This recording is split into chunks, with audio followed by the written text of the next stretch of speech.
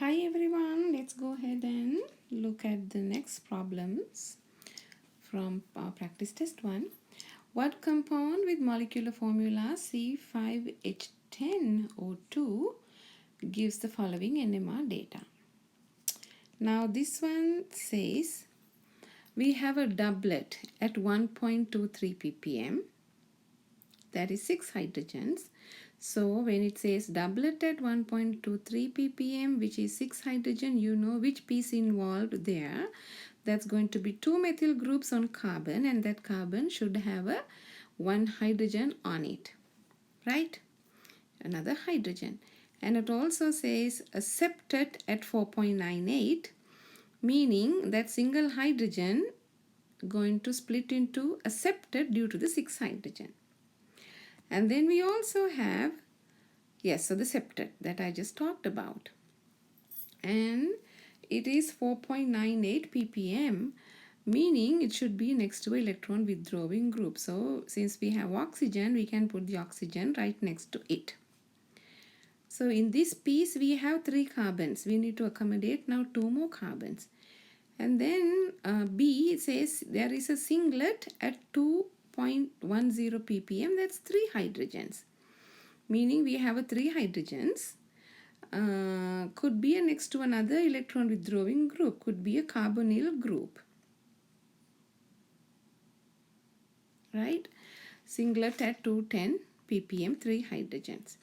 So because of that, we can put another carbonyl group right next to that and your methyl group. So if you put the pieces together, that methyl group is the 210 ppm, 3 hydrogens, which is a singlet. A little bit more downfield than a regular methyl group, which is 1.23 ppm, 6 hydrogen singlet. Okay, so that's how you get the structure for the information given. The next one, the indicated hydrogens HA and HB are. Now, we learned in our lectures whether they are enantiotopic hydrogens or diastereotopic hydrogens. That's what we are going to look at. Now, the enantiotopic hydrogens means if you change the one of the atoms, let's say you have HA and HB, you change one of the hydrogens, let's say for another group, you make a chiral molecule that is enantiotopic. Diastereotopic means without changing HA and HB, you keep them, those 2 hydrogens, and you look for another chiral center in the molecule.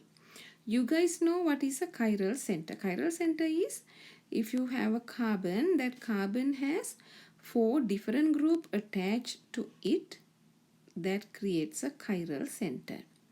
In the molecule somewhere, if you have a chiral center, those 2 hydrogen makes its diastereotopic.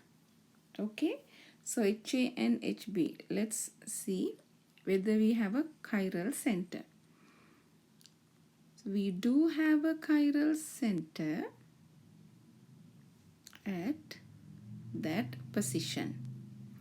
That carbon has 4 different groups, that I just put a hydrogen on there. That carbon, one group is hydrogen, the other group is the benzene ring, and then you have 2 oxygens. Those 2 oxygens attached to 2 different groups, making that carbon that I have drawn a hydrogen is a chiral center. When you have a chiral center in the molecule, HA and HB makes them diastereotopic hydrogens, meaning they are not chemically equivalent. HA can be splitted due to HB and HB can be splitted due to HA, giving 2 different doublets. Okay, so those are diastereotopic hydrogens.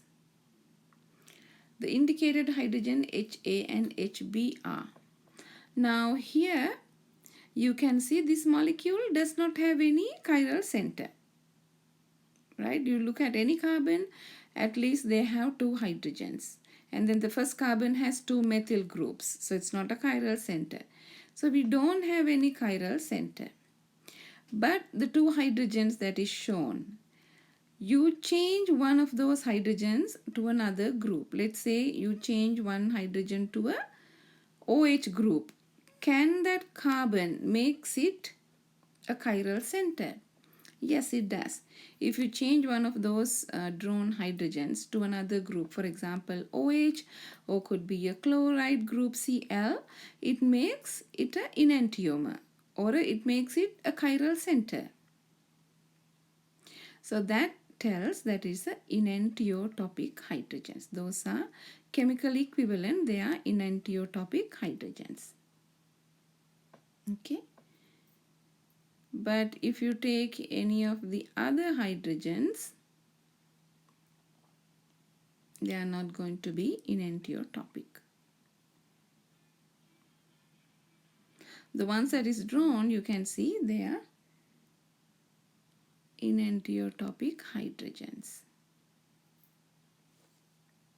Okay, and I explained about this in the lecture videos also. Okay, so the next one, the indicated hydrogens HA and HB.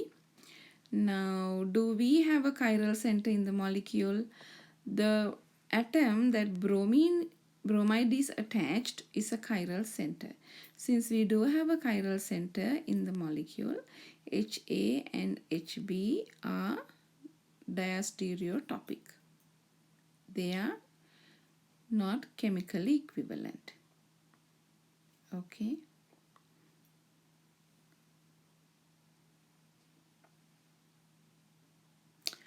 How many carbon signals are expected in the proton decoupled carbon-13 NMR spectrum of the compound shown below? What you have to see is, if in the first compound, do we have any symmetrical carbon? Proton decoupled means you just without taking into consideration coupling of the protons attached to the carbon. So how many carbons are there that are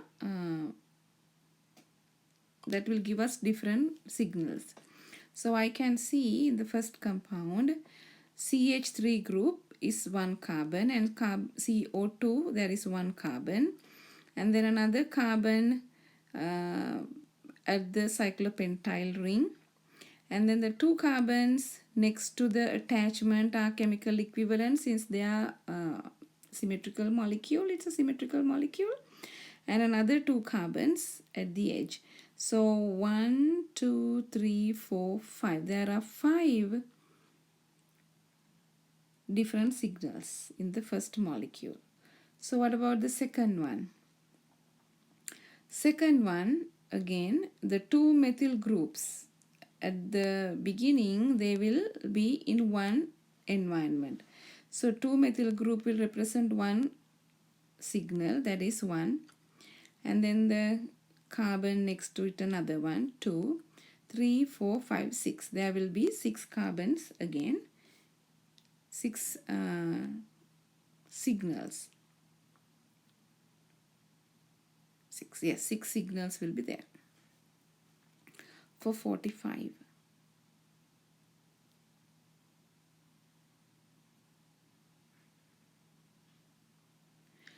Which statement describe the following species? So this is from the mass spectroscopy from chapter 13. It is the molecule ion of propane. So we have CH3, CH2, CH3. It is propane. So that is correct. It is the parent ion of propane. That is also correct. M over Z value is 44. That's the molar mass, which is also true. Radical cation of propane. Normally, mass spectroscopy gives us the mass peak due to the radical cation. So that's the radical cation of propane. That's also true. So all of these above are correct. So the correct answer is E. Which statement explains the information we can get from mass spectrometry? It allows us to determine the molecular mass and the mass of some fragments of a compound. So that is true. We can get the mass of the compound and mass of the sum of the fragments of the compound. It allows us to determine the presence and nature of a free radical. No, it doesn't give us the free radical in the compound. It allows to determine the kinds of no functional groups in the molecule. That's not correct either. Allows to determine the presence and nature of a carbocation in the compound. That's not true either. Allows to determine the number of protons. That's not true either. So the correct answer is the first one. The last one, which of the following M by Z values is that for the molecule and for the following compound? M by Z value is normally the molar mass. So there are 6 carbons from the benzene ring, and then you have 3 more carbons, 9, and then you can count the number of hydrogens.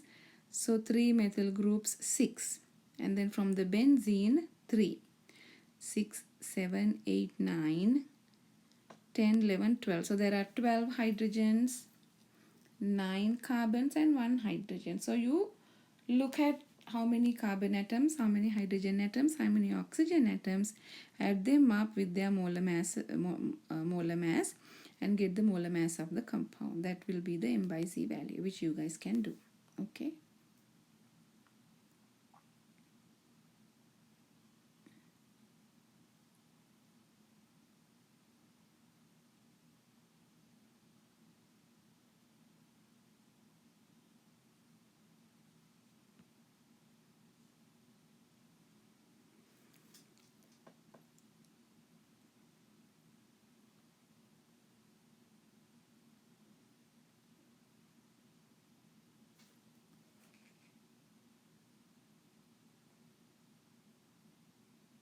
Okay. Which of the following compounds has a significant IR absorption band at 720 to 1780? So, normally IR absorption gives us 720 to 780 carbonyl functional group.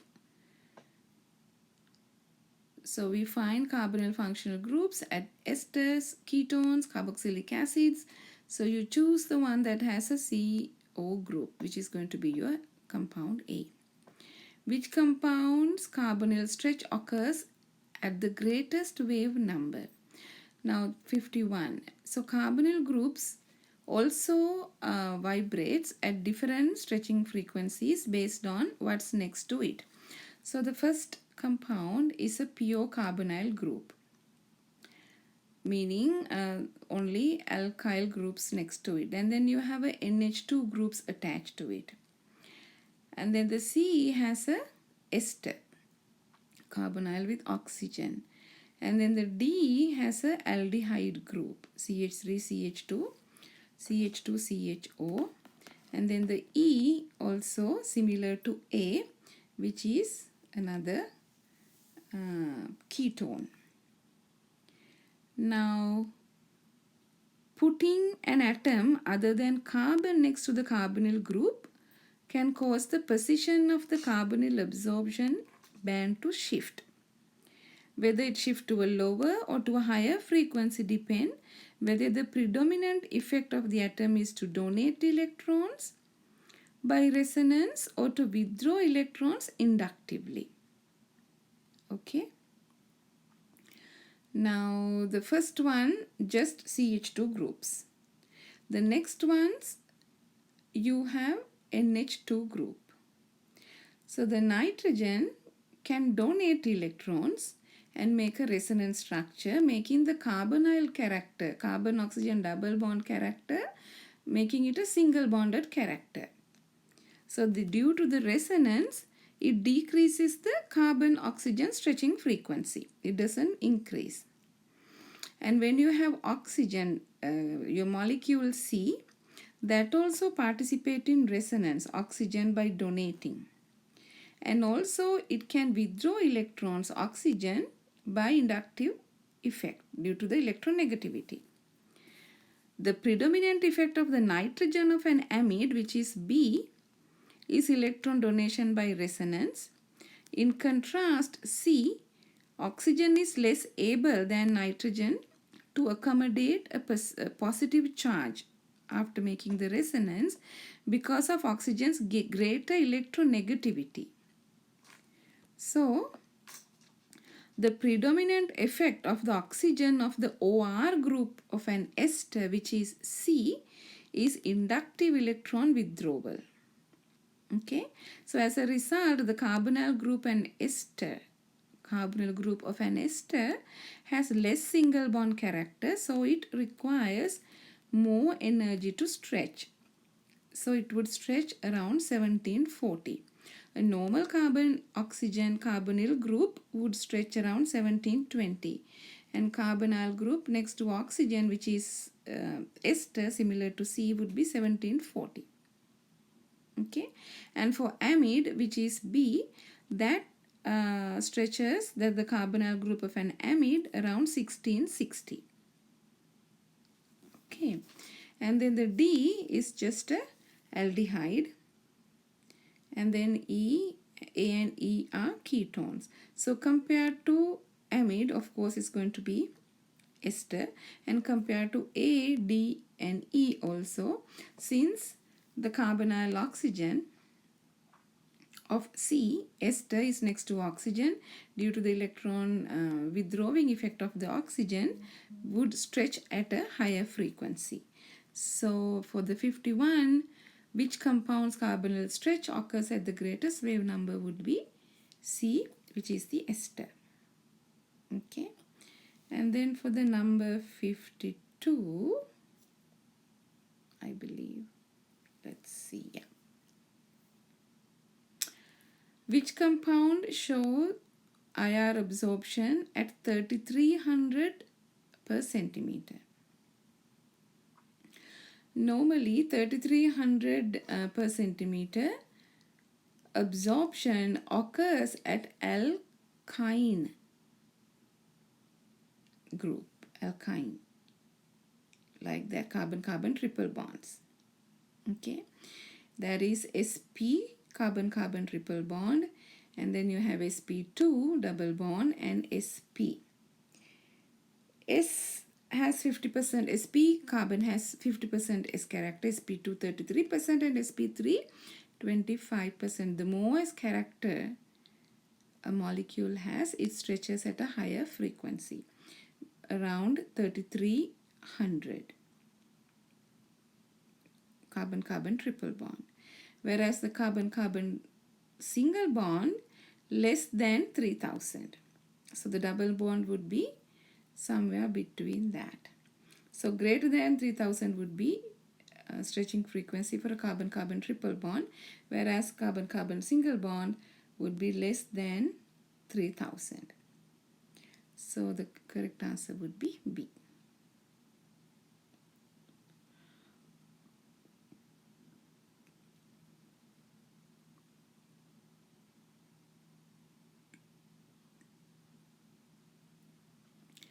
Ethine does not show IR absorption between 2000 to 2500 because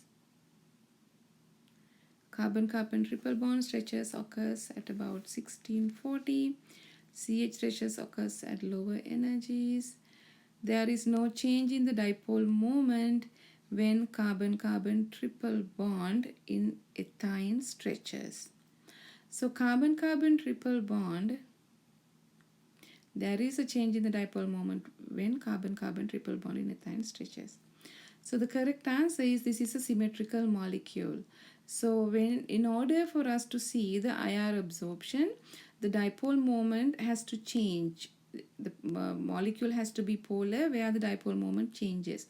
But there is no change in the dipole moment, carbon-carbon triple bond in ethine, since it's a symmetrical molecule. 54, which of the following has a vibration that is infrared inactive? Same reasons. We're going to look at now the first one.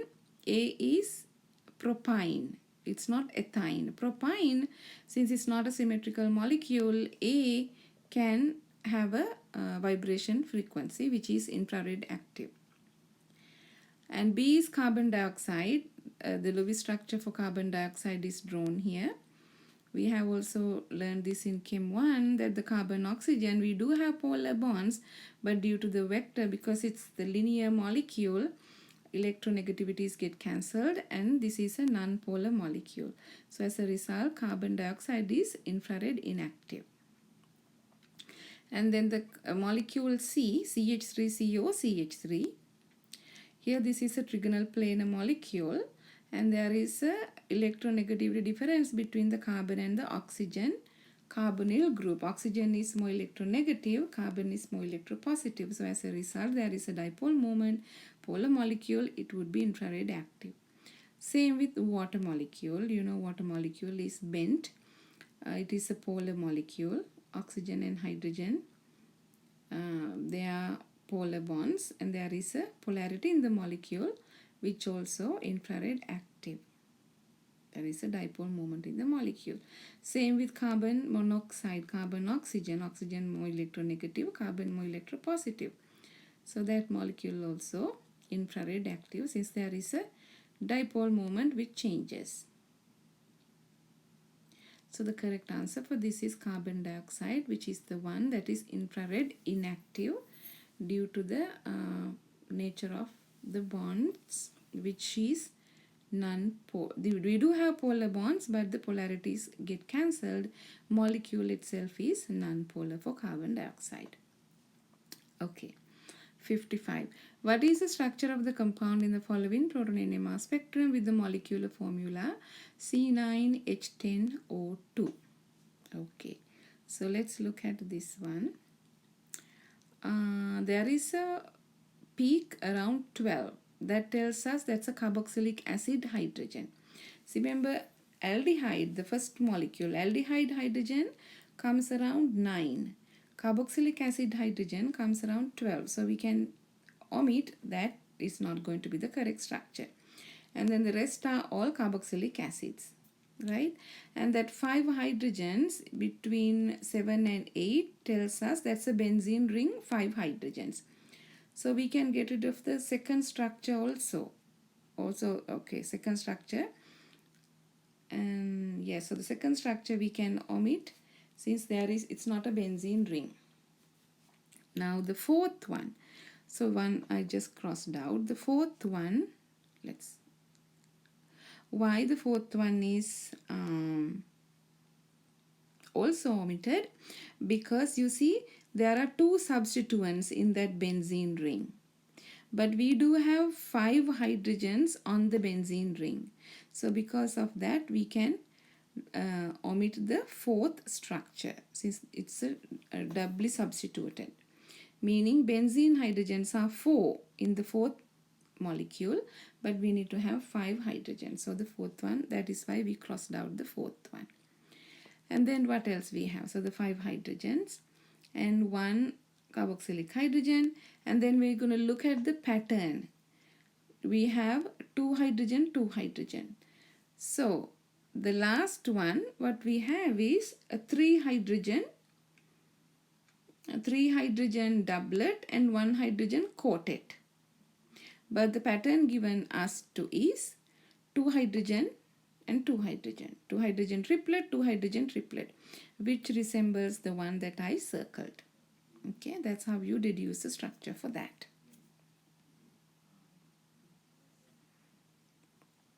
This one. What is the structure of the compound in the following proton NMR?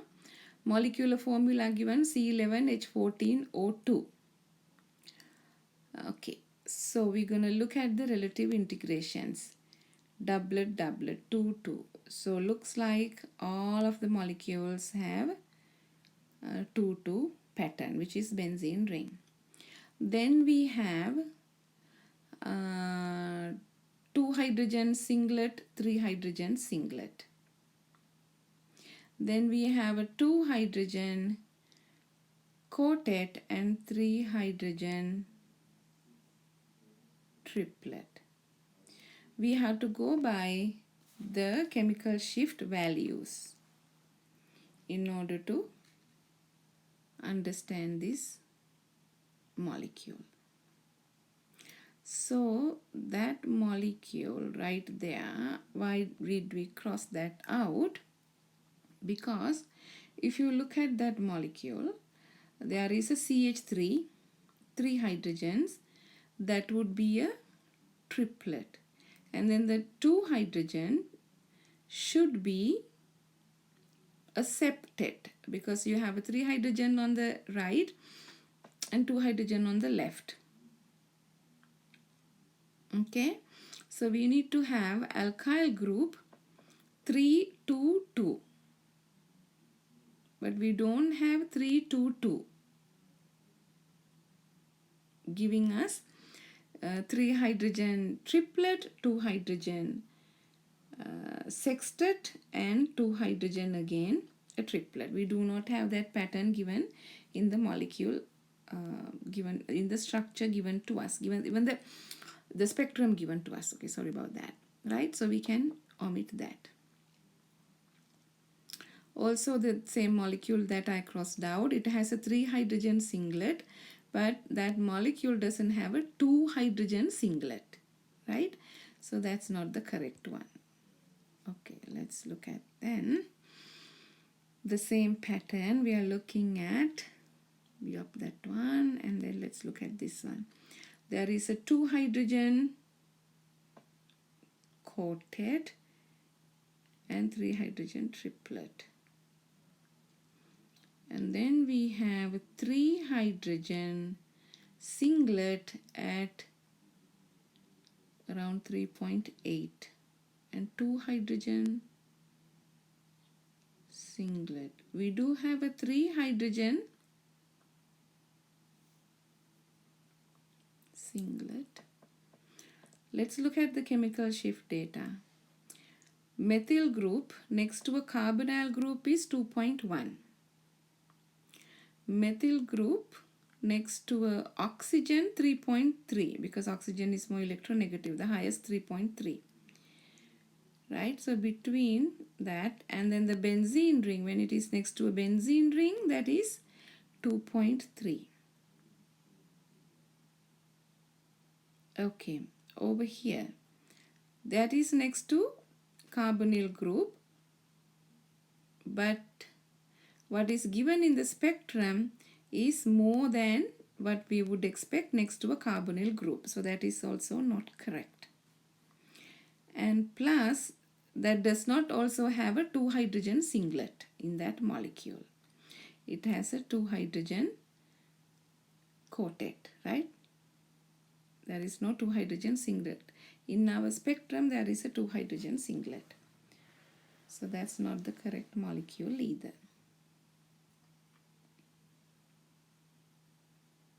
Right?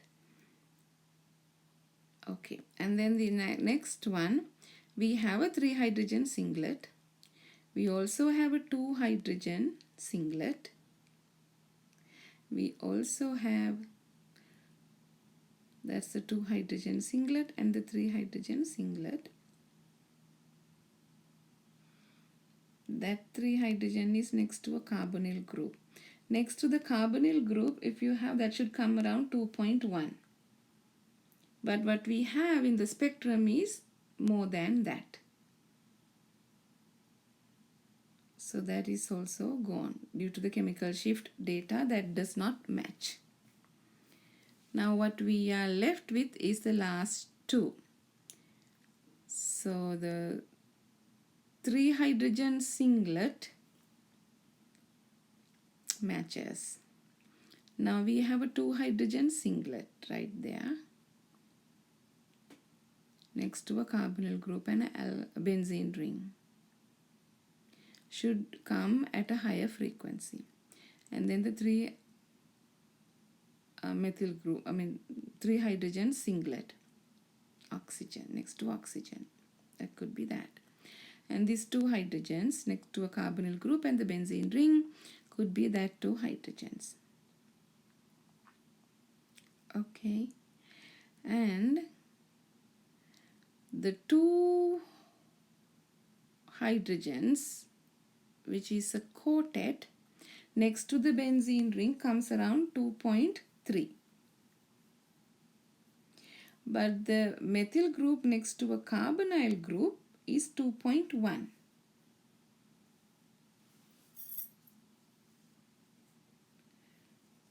So which is further downfield for the benzene ring. CH2 group next to a benzene ring is further downfield, more than 2.5. So that resembles, the correct structure is the one on the left. Since they all matches, both of these last two matches with the correct splitting patterns given, we have to go by the chemical shift data to find the correct structure.